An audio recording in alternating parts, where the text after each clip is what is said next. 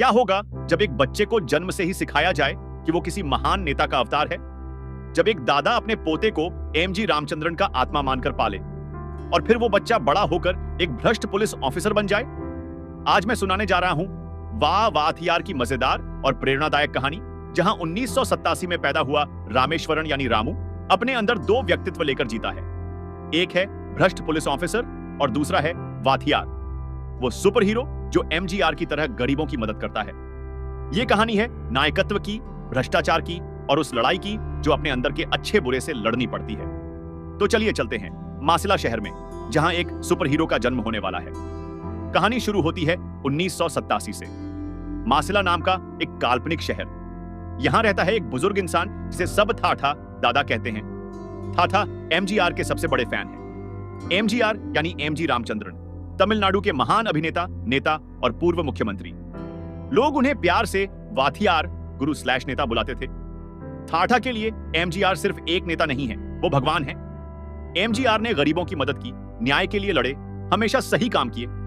थाथा चाहते हैं कि उनका पूरा परिवार भी एमजीआर की तरह बने। 24 दिसंबर 1987 की बात है। उस दिन एमजीआर की मौत हो जाती है। पूरे तमिलनाडु में शोक की लहर दौड़ जाती है। लोग रो रहे हैं, थाथा भी टूट जाते हैं। लेकिन ठीक उसी दिन, उसी समय थाथा को एक खबर मिलती है। उनके बेटे को एक बेटा हुआ है। थाथा के पोते का जन्म हुआ है ठीक उसी वक्त जब एमजीआर ने अंतिम सांस ली। थाथा को लगता है कि यह इत्तेफाक नहीं है, यह तो संकेत है। एमजीआर की आत्मा उनके पोते में आ गई है। यह बच्चा कोई साधारण बच्चा नहीं, यह एमजीआर का पुनर्जन्म है। बच्चे का नाम रखा जाता है रामेश्वरन, जिसे सब प्यार से रामू बुलाते हैं। थाथा अब एक मिशन पर निकल पड़ते हैं। इस बच्चे को एमजीआर की तरह बनाना है। वो रामू को एमजीआर की फिल्में दिखाते हैं, उनके भाषणों के टेप सुनाते हैं, उनकी आदर्श कहानियां बताते हैं। छोटा रामू बड़ा होता है एमजीआर की परछाई में। उसकी पूरी परवरिश एमजीआर के आदर्शों पर होती है। न्याय, सेवा, अनुशासन, गरीबों की मदद। बचपन से ही रामू को सिखाया जाता है, तुम साधारण नहीं हो, तुम वाथियार हो, तुम्हें लोगों की मदद करनी है। जैसे जैसे रामू बड़ा होता है, उसके अंदर दो अलग अलग व्यक्तित्व विकसित होने लगते हैं। एक तरफ है असली रामू, एक साधारण लड़का जो अपनी जिंदगी जीना चाहता है, जिसे डर भी लगता है, जो कभी कभी सही गलत में उलझ जाता है। दूसरी तरफ है वाथियार, उसका अल्टर ईगो जो बचपन में बना था। जब भी रामू किसी अन्याय को देखता है या जब कोई उसकी मदद मांगता है, तो उसके अंदर का वाथियार जाग जाता है। वाथियार एमजीआर की तरह बोलता है, उनकी तरह चलता है, उनकी तरह एक्ट करता है। वो सफेद धोती पहनता है, काला चश्मा लगाता है और एक विशेष स्टाइल में बात करता है। बचपन में कई बार ऐसा होता है, स्कूल में कोई बुली किसी कमजोर बच्चे को परेशान करता है तो रामू अचानक बदल जाता है और उस बुली को सबक सिखा देता है। लेकिन ये दोनों व्यक्तित्व एक दूसरे के बारे में पूरी तरह से नहीं जानते। जब वाथियार सक्रिय होता है तो रामू को बाद में सब याद नहीं रहता। ये एक तरह का साइकोलॉजिकल कंडीशन है, डिसोसिएटिव आइडेंटिटी डिसऑर्डर का एक रूप। समय बीतता है, रामू बड़ा होता है और पुलिस ऑफिसर बन जाता है। थाथा बहुत खुश है, अब उनका पोता वाकई लोगों की सेवा कर सकेगा। लेकिन यहीं से कहानी में ट्विस्ट आता है। वर्तमान समय में रामू एक पुलिस ऑफिसर है, लेकिन वो वैसा ऑफिसर नहीं है जैसा थाथा ने सोचा था। रामू भ्रष्ट हो गया है। वो रिश्वत लेता है, पावरफुल लोगों का साथ देता है, गरीबों को परेशान करता है। वो बिल्कुल एमजीआर के उलट बन गया है। क्यों? क्योंकि रामू को अपने बचपन से नफरत है। उसे लगता है कि उसकी कोई अपनी पहचान नहीं है। वो हमेशा एमजीआर का अवतार कहलाता रहा। उसे अपनी जिंदगी जीने नहीं दी गई। तो अब एक विद्रोह के रूप में रामू ने वो सब करना शुरू कर दिया जो एमजीआर नहीं करते। वो भ्रष्ट बन गया, पैसों के पीछे भाग रहा है। थाथा बहुत दुखी है। उन्हें समझ नहीं आता कि उनका पोता, जिसमें एमजीआर की आत्मा है, ऐसा क्यों बन गया। लेकिन अजीब बात यह है कि कभी कभी रामू में अचानक बदलाव आ जाता है। जब किसी बहुत बड़े अन्याय को देखता है तो उसके अंदर का वाथियार जाग जाता है और फिर वो वाथियार के रूप में लोगों की मदद करता है, एमजीआर की तरह। सफेद धोती, काला चश्मा और वो खास अंदाज। लेकिन जब वाथियार का काम खत्म होता है, रामू को याद नहीं रहता कि उसने क्या किया। शहर में अब दो कहानियां चल रही हैं। एक है भ्रष्ट पुलिस ऑफिसर रामू की और दूसरी है रहस्यमयी वाथियार की जो गरीबों की मदद करता है। लोगों को लगता है कि ये दो अलग अलग लोग हैं। किसी को नहीं पता कि दोनों एक ही इंसान हैं। अब कहानी में एंट्री होती है पेरियासामी की। पेरियासामी एक बहुत बड़ा बिजनेसमैन है। वो बाहर से बहुत सीधा साधा और अच्छा दिखता है, लेकिन अंदर से बहुत भ्रष्ट और खतरनाक है। पेरियासामी की पूरे शहर में पकड़ है। पुलिस, नेता सब उसकी जेब में हैं। वो अपने फायदे के लिए कुछ भी कर सकता है। रामू भी पेरियासामी के संपर्क में आता है। पेरियासामी रामू को बड़ी बड़ी रिश्वतें देता है और रामू उसके गलत कामों में मदद करता है। शहर में एक विद्रोही आंदोलन चल रहा है।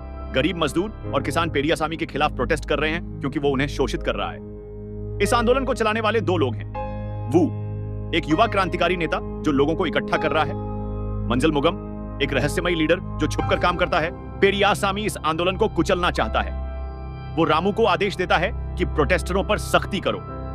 रामू एक भ्रष्ट ऑफिसर के रूप में पेरियासामी का काम करना शुरू कर देता है। वो प्रोटेस्टरों को गिरफ्तार करता है, उन्हें परेशान करता है। लेकिन तभी कुछ होता है जो रामू की जिंदगी बदल देता है। एक दिन प्रोटेस्ट के दौरान पेरियासामी के गुंडे बहुत ज्यादा हिंसक हो जाते हैं। वो गरीब लोगों पर हमला करते हैं, औरतों और बच्चों को भी नहीं छोड़ते। रामू वहां मौजूद है, वो सब देख रहा है। पहले तो वो कुछ नहीं करता क्योंकि उसे तो पेरियासामी से पैसे मिल रहे हैं। लेकिन फिर एक छोटी बच्ची गुंडों से मदद मांगने के लिए रामू के पास आती है। बच्ची रो रही है, उसकी मां घायल हो गई है। बच्ची रामू से कहती है, आप तो पुलिस हो ना, आप हमारी मदद क्यों नहीं कर रहे? वाथियार होते तो हमारी मदद करते।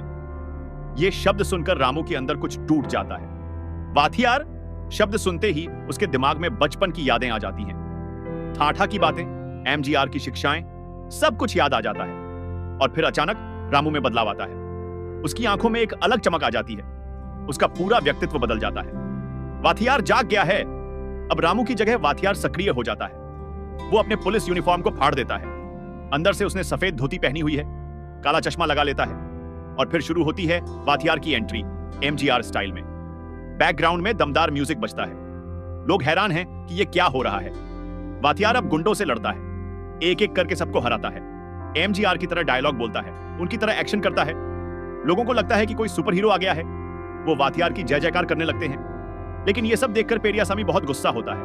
उसे समझ आ जाता है कि ये कोई सामान्य इंसान नहीं है। अब रामू की जिंदगी और भी मुश्किल हो जाती है। दिन में वो एक भ्रष्ट पुलिस ऑफिसर है और कभी कभी अचानक वाथियार बन जाता है। सबसे बड़ी समस्या यह है कि जब रामू वाथियार बनता है तो उसे बाद में याद नहीं रहता कि उसने क्या किया। और जब वो वाथियार है तो उसे रामू की यादें नहीं होती। एक दिन रामू सुबह उठता है और देखता है कि उसके कपड़े फटे हुए हैं, शरीर में चोटें हैं। उसे कुछ याद नहीं कि रात को क्या हुआ। लेकिन न्यूज में चल रहा है कि वाथियार ने रात को पेरियासामी के गोदाम पर हमला किया।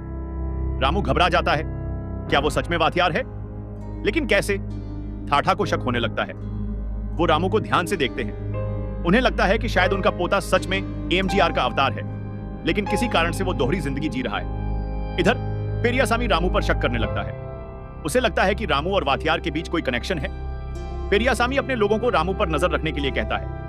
एक रात जब रामू फिर से वाथियार बनकर लोगों की मदद कर रहा है, पेरियासामी के लोग उसका पीछा करते हैं। वो देखते हैं कि वाथियार वापस रामू के घर जाता है।